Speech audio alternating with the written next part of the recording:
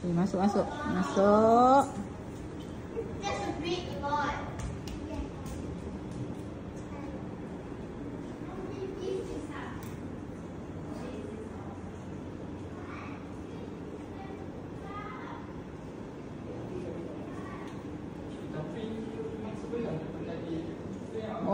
Bobek, bising. Demo tu, bising. Dia buat apa? Dia sepik. Nak kena makan. Pergi terrace. Ada minta izin kakak tu ke? Kakak. Tak boleh, tak. Jangan.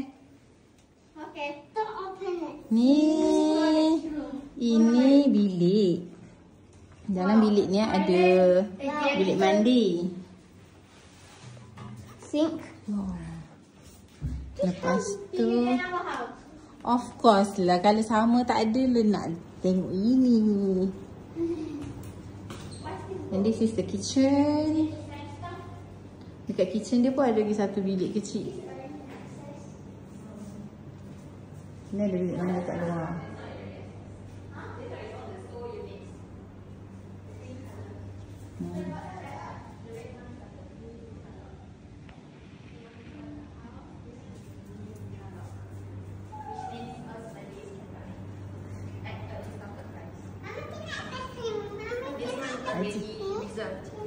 There's a customer interested for this lot. Yang ni lah, yang ni still available. Yang kosong lah. What about the blue one? The blue one is reserved for rental by a doctor at Hospital Syed Botani. Dia punya balustrade macam ni, dengan yang storeroom tu pun cover macam ni. Nice. Korang dah bagi dulu Mana sister?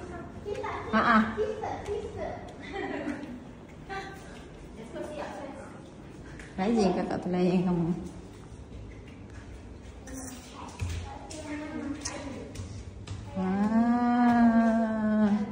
Cantiknya.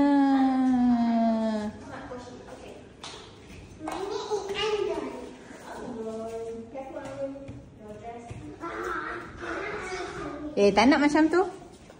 Hello sikit. This house is 1.2 million.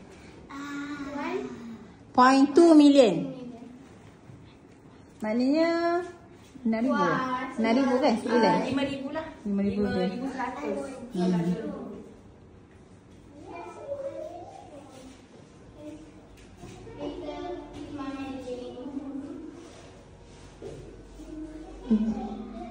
Ada 2 hingki tak robot. Master ada walk-in closet. Lagi 2 bilik dekat belakang. Okay, tengok bilik. Bilik yang penting dia sunyi. Boleh solat kat sini. Ni macam pantry area lah. Yang ni ada water outlet ni untuk letak kobe ke. Atau nak buat macam sink. Mini pantry kan. Boleh letak kat sini. Yang sana tu untuk aircon lash lah. Compressor semua letak kat sana. Dekat situ kan? Okay, faham. Ni second bedroom. Pun ada bilik juga. Dia tak attach kan? Semua bilik attach. Tapi dia tak ada balcony kat sini Balcony kat depan saja. Depan je Family hall dengan master bedroom je yang ada attach. Nice. Bilik mandi. Yes. Tinggi ceiling dia weh. Betul. Suka. So rumah ni dia comes with booster pump dengan water heater built-in lah. Tak payah nak beli install sendiri. Dengan alarm system. Alarm system sekali. So semua bilik akan ada ni lah panic button ni.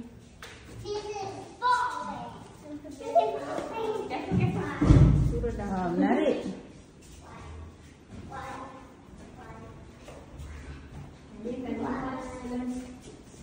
Tu cakap family hall dengan tu. Memang kita duduk atas je kursi kalau macam ni Tak payah turun. Tak payah turun-turun. Boleh tanam kursi. Yeah.